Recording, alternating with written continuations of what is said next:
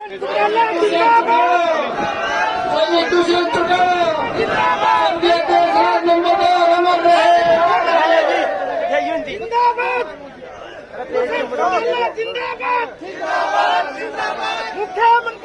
चौटाला जिंदाबाद जिंदाबाद जिंदाबाद जेजेपी पार्टी जिंदाबाद जिंदाबाद जिंदाबाद चौटाला जिंदाबाद जिंदाबाद जिंदाबाद।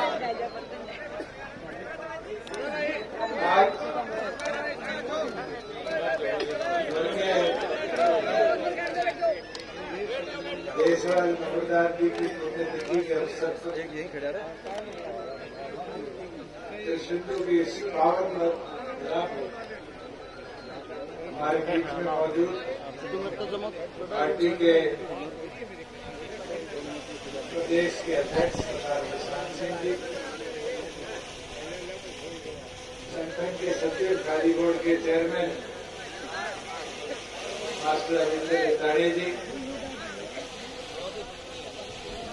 मेरे विधानसभा में साथी मोदी डांडा जी,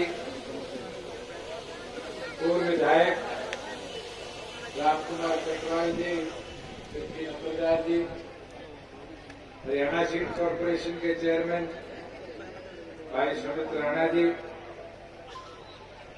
जिला परिषद टीम के चेयरमैन भाई कुलदीप राणा जी, रंधावा जी, बैठल के हमारे चेयरमैन भाई दीप जी, हमारे बीच में मौजूद रामेश ठाकुर जी, आपके हर वर्ष के कार्यक्रम के आयोजकर्ता, आपके सुख दुख के साथी, हमारे हल्का के अध्यक्ष छोटे भाई विश्वीर जी, यहाँ पर मौजूद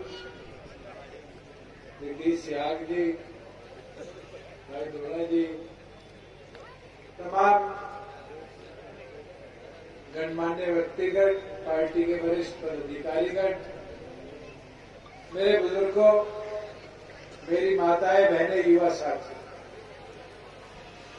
मैं पहले तो आप सबका आभार और धन्यवाद प्रकट करता हूं कि हर वर्ष जिस प्रकार से आप एकत्रित होकर स्वर्गीय देशराज नंबरदार जी को अपनी सच्ची श्रद्धांजलि देने का काम करते हैं, ये बड़ा महत्वपूर्ण। और आज मेरे लिए ये और ज्यादा महत्वपूर्ण इसलिए भी बड़ा कि हमने पीछे नंबरदार जी के नाम पर एक डिजिटल लाइब्रेरी की घोषणा करी, और मैं युवा की टीम को बधाई दूंगा कि जिला युवा इकाई ने उस घोषणा को समय पे पूरा नहीं किया। आज मैं मेरी माताओं बहनों से कहूंगा, घर जाओगी तो साइड में ही वो लाइब्रेरी पूरी तौर पर बनाने का काम किया, इसलिए युवा साथियों को पहले बधाई दूंगा। और आज का दिन ऐतिहासिक भी है। देश का बजट आया और उस बजट के अंदर पहली 5 घोषणाओं में कोई घोषणा करी तो भारत सरकार ने, वित्त मंत्री ने ये करी कि अब हर गांव में डिजिटल लाइब्रेरी बनाई जाएगी। तो हमारे लिए तो सौभाग्य है, जो पौधा हमने लगाना शुरू किया था नरवाना से, उचाना से, आज वो पेड़ का स्वरूप ले गया। और अब तो देश के लाखों गांव के अंदर इस तरह की डिजिटल लाइब्रेरी गांव के बच्चों के विकास और सुधार और शिक्षा के नए उजाले के अंदर योगदान देने का काम करें। अनेक चीजें ऐसी, क्या तालाबों के सौंदर्यीकरण की बात, 1 साल पहले हमने एक कदम उठाया था कि गांव के तालाबों को कैसे सुधारा जाए, क्योंकि मनरेगा के तहत 10 सालों से जोड़ के अंदर किनारियां खोदी जा रही थी और सफाई होती नहीं थी क्योंकि चिकनी मिट्टी बढ़ जाती थी। हमने 800 करोड़ रुपए पिछले साल के बजट में रखे, और 800 करोड़ का मतलब है कि प्रदेश के अंदर 6000 तालाबों को हमने दोबारा खुदाई करवाई, मिट्टी निकाली, उसके भरम बनाए और उसका सुधारीकरण किया। और उसके अंदर शायद एक तालाब तो कृष्णिंदु का भी, मगर 3 तालाबों की और मेरे को लिख के दे दी। ये और कह जाता हूं 14,000 तालाब हमारे प्रदेश के अंदर, 6,000 पहले साल में थे, 8,000 1 अप्रैल से खुदाई शुरू हो जाएगी। आपके सभी प्रदेश के 14,000 कुछ तालाबों का सौंदर्यीकरण भी है। रिटेनिंग वॉल जहां जरूरत है वो मैं एसडीएम साहब को कहूंगा कि तुरंत अधिकारियों की जिम्मेवारी लगाकर रिटेनिंग वॉल जिस जिस तरफ सड़क बनती है, किसी का मकान आता है, उसका एस्टीमेट भी बनवाने का काम करेगी। लोगों के निवास को या सरकारी इंफ्रास्ट्रक्चर को इससे कोई नुकसान ना हो। जहां एक नई डिमांड आ रही, वो आ रही है आईटीआई की।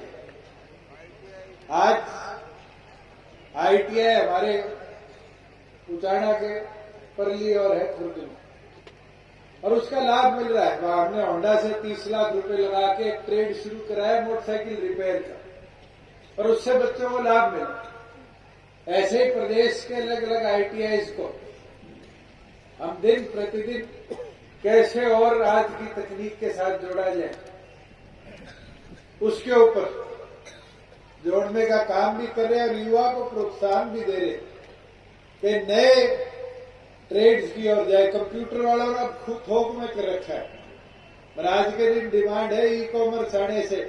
आज तो गांव में भी अमेजोन से, फ्लिपकार्ट से सामान आ जाता है, नहीं आता, और मोटरसाइकिल में घंटा मारता हुआ सुबह दे जाता है।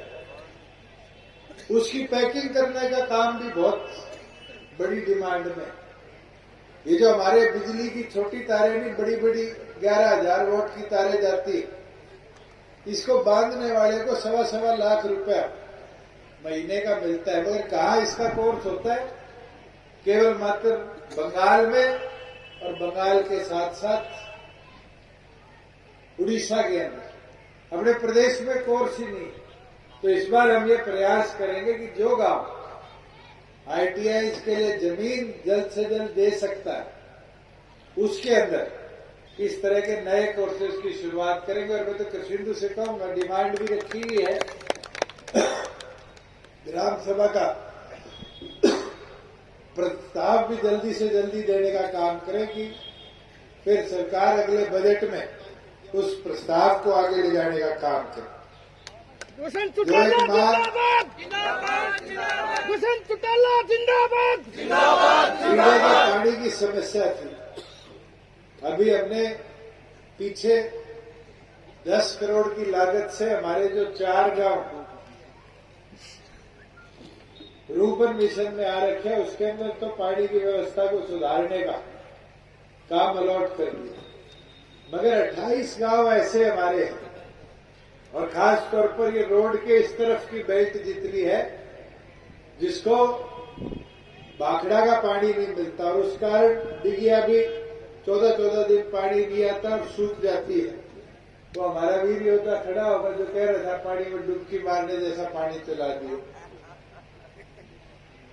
इसके लिए प्रोजेक्ट बना लिया है, और अगले बजट के अंदर हम इसको मंजूरी भी दे देंगे कि तमाम जितने गांव हैं, करसून हो, कालता हो, नगूरा से लेके और जितने ये इधर वाले गांव, इनके लिए डेडिकेटेड 3 नए हम मोगे देंगे, जो सिर्फ पीने के पानी की किल्लत भाखड़ा से, वो बरवाड़ा ब्रांच से आएंगे 2 तो, और 1 नरवाड़ा हेड से आएंगे, जिससे हमारे प्रत्येक गांव में जो हमारा सपना है हर घर नल का और जल का, उसके तहत हम सारे के सारे गांवों को पीने के पानी की सुविधा पहुंचाने का काम करेंगे।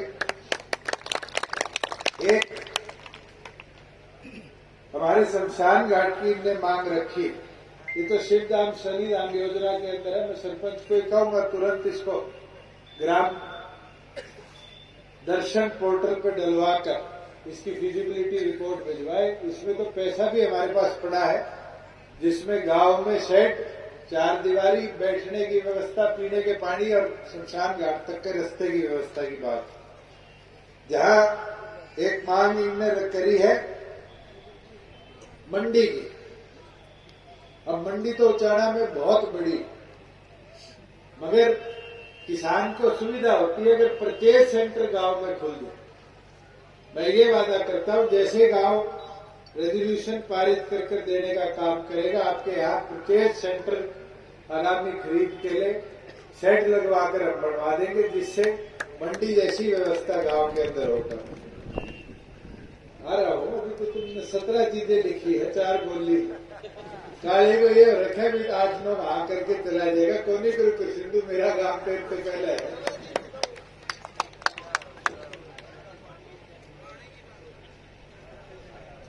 अब पानी की है बरसोड़ा है, इसे जोड़ दो जी, जोड़ दो नहीं जोड़ दो।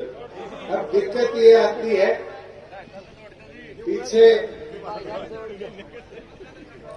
पीछे भी इस पे रिपोर्ट बनवाई।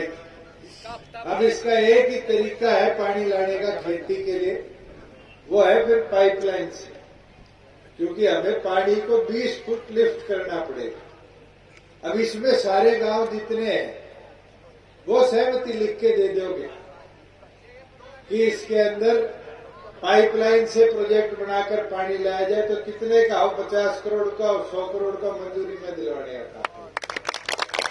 क्योंकि पाइपलाइन का नाम सुनते जिनके खेत डोल पे लगते हैं माइनर के, वो कहते हैं हमारे तो ट्यूबवेल छूट जाएगा। अब इसके ऊपर तो तुम्हें मिलके सबको, गांव वालों को प्रयास करना पड़ेगा। मंजूरी और फंड दिलवाने का काम मेरा है, क्योंकि मेरे को भी पता है इस पूरे इलाके में भी एक फायदा तो हो गया, जो हमारी परसोड़ा माइनर आती थी वो 0 से 156 बुर्जी तक सारी की सारी 57 करोड़ की लागत से नई बनी है, रिपेयर होगी, जिससे अब पानी की व्यवस्था पहले से बेहतर हुई। मगर जो दूसरा हम पानी की व्यवस्था का तरीका सोच रहे, वो जब ही व्यवस्थित हो पाएगा जब हम पाइपलाइन से पंपिंग कर 20 फुट ऊंचाई पे पानी को ला सकें। और इसके अंदर सबसे पहले बीच में आने वाले सारे गांवों की सहमति और मंजूरी की जरूरत है। जहां हमारे यहां स्टेडियम के अंदर खेल नर्सरी की बात है, मैं एक चीज सारे हल्के के साथी भी बैठे हैं, निवेदन के साथ कहता हूं, कबड्डी एक ऐसा खेल है जिसमें हमारी बच्चियों ने सर्कल कबड्डी में रिकॉर्ड तोड़ने का काम किया, देश और दुनिया के अंदर अलग अलग जगह जाके नाम रोशन करने का काम किया। एक खेल उसके मिलता जुलता है, और उसके अंदर हरियाणा के बच्चों ने पिछले 3 नेशनल गेम्स में गोल्ड मेडल जीतने का काम किया है, वो है रग्बी। कोई ज्यादा अंतर नहीं है रग्बी के अंदर और कबड्डी के अंदर। अगर मौका मिले देख लेना, कबड्डी में एक दूसरे को जैसे घेरते कैंची मारते, बस उसमें थोड़ी कैंची कंधों से ज्यादा मारते हैं। मगर अगर हम चाहें तो आने वाले समय में नर्सरी, अगर आप चाहते हो कि सिंधु में खुले, तो फिर सिंधु ही नहीं, तुम गांव में जमीन देने की तैयारी करो। मैं साई की रग्बी की नर्सरी, देश के जहां प्लेयर तैयार होंगे जैसे हम देखते हैं, वो कर सिंधु में लाने का काम करो। मगर इसमें बच्चों की सहमति भी जरूरी है। आज सोनीपत में एक फौजी रिटायर्ड था, उसने कबड्डी के सोनीपत के 25 गांव से 25 बच्चे उठाए, और आज देश की टीम में 9 बच्चे उसे एक अकेडमी के खेल के आते हैं, क्योंकि सिर्फ उसने कबड्डी वाले बच्चों को रग्बी खेलना सिखाया। और फिर तो हमें कोचेज लाने हो और व्यवस्था करनी हो, वो भी सारी साथ की साथ हम कर देंगे। और उससे ये गारंटी मैं कह सकता हूं, 2 साल बाद इंडियन टीम अगर ओलंपिक्स में जाएगी रग्बी की, 2 साल की प्रैक्टिस में छोरे छोरियां अगर हम तैयार कर देंगे, तो हमारे गांव के भी 1 से 2 बच्चों को वहां जगह जरूर मिले। और मुमकिन जब ही है जब पहले सोच के कि क्या हम प्राथमिक नर्सरी चाहते हैं, मेरे को समय अनुसार बता दो। स्टेट की नर्सरी की मंजूरी अगले 15 दिन में भिजवा दूंगा और साई की एकेडमी का प्रपोजल जैसे जमीन मिलते ही एसडीएम मेरे को प्रपोजल दे देगा, केंद्र जाके मेरे को मंजूर करा के लानी पड़े। हरियाणा की नहीं, देश की पहली रग्बी नर्सरी अगर मंजूर होगी तो कृषि में करा के लानी। जहां कन्या स्कूल की बात है, फिर वो गुरुकुल की पहले प्रधान पड़ेगा हमारा।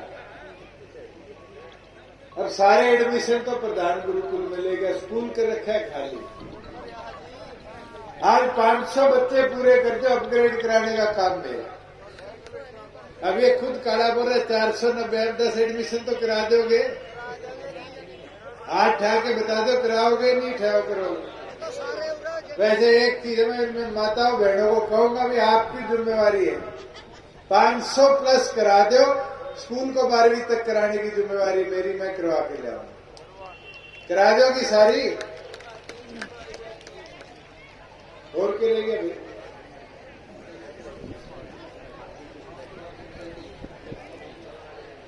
अब काफी पड़ोस में ये 3 किलोमीटर